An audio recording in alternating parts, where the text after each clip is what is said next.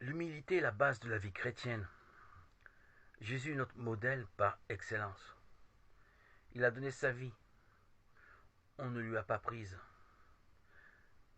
La grâce de Dieu porte ses fruits en nous, si nous portons en nous cette vertu qui est l'humilité. Il nous suffit de prendre sur nous d'obéir, de nous soumettre dans les situations qui se présentent à nous. Ainsi, cette bonne habitude, cette discipline de soumission développe, grandit par nos actes répétés. Cette discipline que l'on s'impose va faire fructifier en nous cette qualité merveilleuse qu'est l'humilité.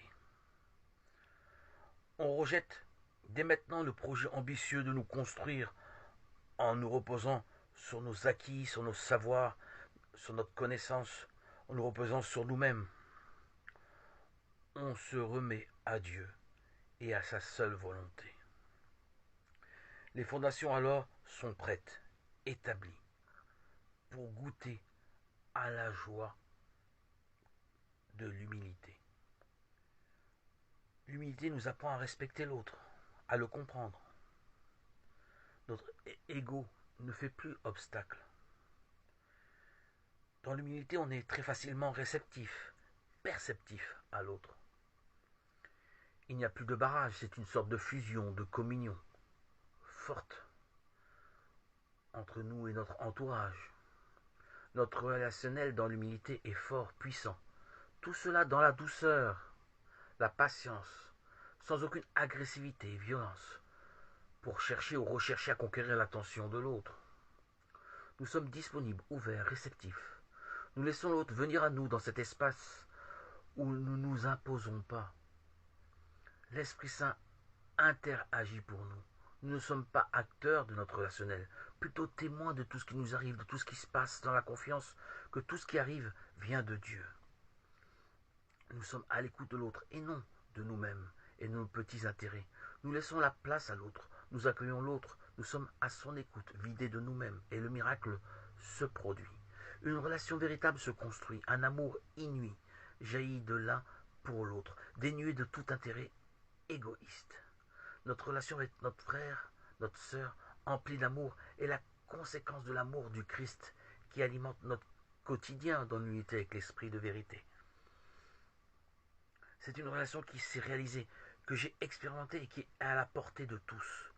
Lorsqu'on accepte volontairement de laisser la place à l'autre, dans l'espace qui constitue notre relationnel, notre rencontre est féconde, prolifique, l'atmosphère est baignée d'amour, d'un désir profond, authentique, de partager d'un même cœur. C'est du cœur à cœur, un cœur à l'écoute d'un autre cœur. Il n'y a ni malice, ni hypocrisie, ni fausse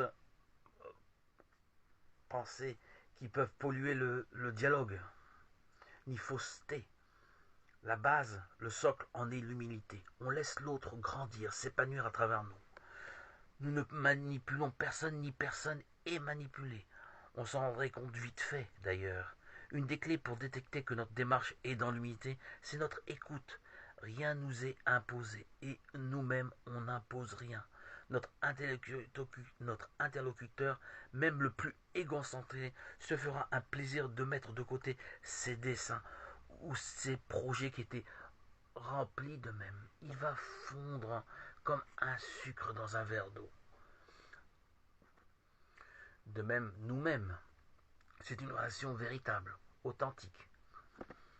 Dans ce dialogue d'humilité, d'écoute, chacun des interlocuteurs fait abstraction de lui-même. Il n'y a ni compétition, ni agressivité, ni violence. Le dialogue est constructif, c'est un débat basé sur la vertu qui est l'humilité. Sur la confiance en Christ, nous avançons. Aucune maîtrise dans notre relation.